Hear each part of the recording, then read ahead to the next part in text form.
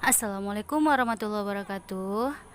Halo anak-anak ibu sekalian, kembali lagi kita belajar fisika hari ini ya. Dan kita hari ini memasuki semester genap di tahun pelajaran ini ya.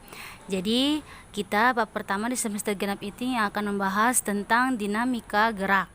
Oke, jadi karena ini tahun baru, ibu harap anak-anak ibu sekalian juga memiliki semangat baru ya. Seperti butterflies can see their wings, they can see how beautiful they are, but everyone else can. People are like that. Oke, mudah-mudahan ibu tahu artinya ya. Coba searching aja di Google nanti ya. Yang penting hari ini kita akan belajar fisika dengan ibu dan materi kita tentang dinamika gerak. Kita akan membahas dasarnya terlebih dahulu ya. Oke, ini adalah peta konsep yang akan kita bahas kali ini tentang dinamika gerak. Ada hukum Newton, itu ada 3 hukum Newton, tentang bagaimana dia bunyi hukum Newtonnya, dan tentang gaya kontak, gaya medan magnet, dan juga gaya gesek dan gaya normal, serta gaya berat. Nanti kita pahami pelajari satu-satu ya. Kita masuk ke pembahasan pertama tentang hukum Newton 1, yaitu tentang gerak. Jadi bunyi hukum Newton 1 itu adalah selama tidak ada resultan gaya yang bekerja pada sebuah benda, maka benda tersebut akan selalu pada keadaannya, yaitu benda akan diam jika tidak ada gaya yang mempengaruhinya, atau dia akan bergerak jika ada gaya yang mempengaruhinya. Sehingga hukum 1 Newton itu sering disebut dengan hukum kelembaman, yang rumusnya adalah sigma F sama dengan 0, atau disebut juga dengan sistem inersial.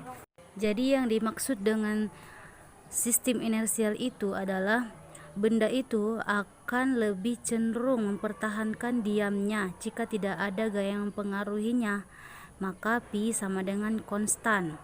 Dan yang mempengaruhi massa itu atau sistem inersial itu adalah massa, di mana nanti perumusannya M1 per M2 sama dengan A1 per A2. Makin besar dia massanya, dia makin besar massa kelembamannya.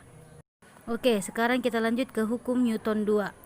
Hukum Newton 2 itu adalah jika ada resultan gaya yang bekerja pada suatu benda tidak sama dengan 0, benda akan bergerak dengan percepatan yang biasanya sebanding dengan resultan gayanya dan berbanding terbalik dengan massa kelembamannya. Jadi kalau dirumuskan pada hukum Newton 2 itu rumusnya adalah sigma F sama dengan massa dikali percepatan. Jadi yang mempengaruhi gaya itu adalah massa dan percepatan, dan satuan Newton atau satuan gaya adalah Newton. Maksud ibu ya. Oke, dan sekarang kita masuk ke hukum Newton yang terakhir, yaitu hukum Newton 3.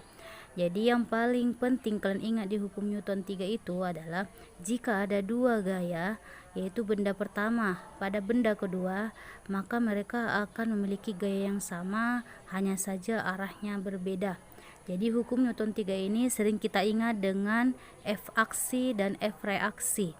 Jadi kalau kita memberi gaya pada satu benda, benda itu akan juga balik memberi gaya kepada kita.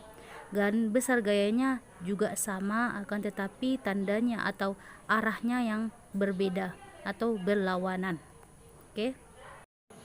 Oke, Ananda Ibu, ini adalah rangkuman dari hukum Newton keseluruhan, yaitu hukum Newton 1, hukum Newton 2, dan hukum Newton ketiga. Dan serta bunyi dan juga rumusnya. Kalian bisa lihat ya pada gambar ini. Jadi, setelah kita bahas tentang hukum Newton ini, kenapa dibahas pada dinamika gerak? Karena dinamika itu pada dasarnya adalah kenapa suatu benda itu mengalami gerak, itu disebabkan karena adanya gaya. Dan hukum Newton ini membahas tentang gaya. Gaya itu bisa saja menjadi, contohnya adalah tarikan, dorongan, atau diangkat, begitu ya arti dari gaya itu ya nak. Jadi setelah ini, kalau sudah paham, coba kalian buat rangkuman dari pembahasan kita kali ini ya. Dan sekian materi kita pada pertemuan kali ini. Jika nanti ada yang masih belum paham, boleh tanya ke ibu ya, boleh via WA atau ke Google Classroom ya nak. Sekian, assalamualaikum warahmatullahi wabarakatuh.